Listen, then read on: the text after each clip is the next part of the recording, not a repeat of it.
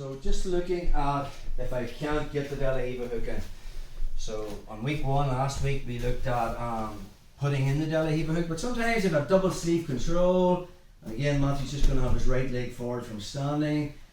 A number of reasons why I can't get the double or the De La Riva hook in is my butt's too close to this instep, okay?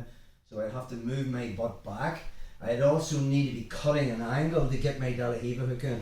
It's hard to get it in when I'm straight. That's things I'm doing, but things Matthew's doing is his leg mightn't be bent, it's like straight. Another way of stopping it is if he actually turns his toes out this way. Yes, there's no way I'm getting a De La Riva hook in. So if I can't get the De La Riva hook in, I don't really want to go to the shallow lasso. I know we covered this in the collar and sleeve, because it's not just as good as the foot on the hip. If I go for the shallow lasso, it's usually because I haven't got that, and then I'm looking to make the grip, and then I have collar and sleeve. So if you can't get the De La Riva hook, I wouldn't go to shallow lasso. I would just put the foot on the hip. So a few options from this position. From here, I'll be covering this later in the mesocycle.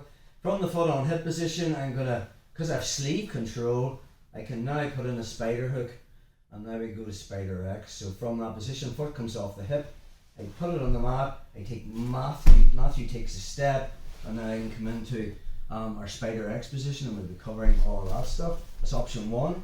Option 2, I couldn't get the De La Riva hook in, okay? So the foot finds the hip, and now from this position, I just switch the collar and sleeve, which is what we're doing in the club at the minute. And I can start looking for omoplatas, triangles, which we'll be covering next week in the club. Or option 3, I couldn't get the De La Riva hook, so I go back to 2 feet on hips, Matthew staying standing, and now I just pull him into closed guard. So an option Matthew might do is he might put his right knee in my tailbone, and as he straightens up to open my guard, notice there's a bend in his leg, and that's going to give me the De La Riva hook again. So sometimes if the De La Riva hook isn't available at the start, you can get it by going to close guard. We'll just run through that again.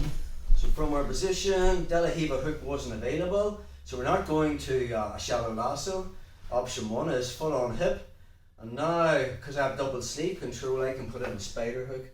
Will you put the foot on the mat, make him take a step, and now I'm moving into spider X guard, and we'll be doing lots of things from that position.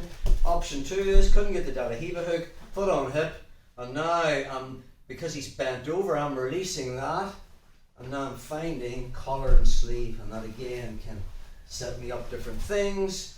Last one, because I already have double sleeve, couldn't get De La Riva, 2 feet on hips, I just lift my butt off the mat and go to close guard.